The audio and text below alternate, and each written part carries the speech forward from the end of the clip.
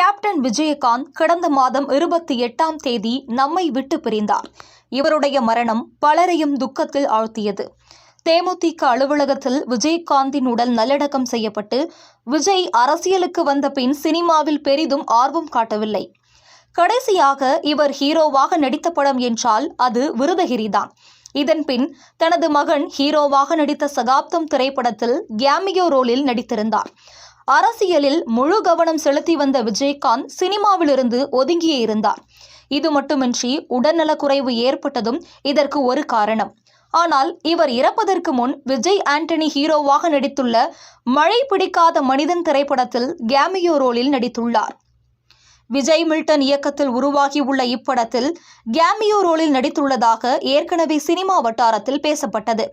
இது செம சர்ப்ரைஸ் என ஒரு பக்கம் ரசிகர்கள் மகிழ்ச்சி அடைவதற்குள் இது உண்மையில்லை என தகவல் வெளியாகியுள்ளது. இப்படத்தில் நடிக்க விஜயகாந்திடம் பேச்சுவார்த்தை நடந்துள்ளது. ஆனால் அவரால் நடிக்க முடியாமல் போய்விட்டது என கூறப்படுகிறது.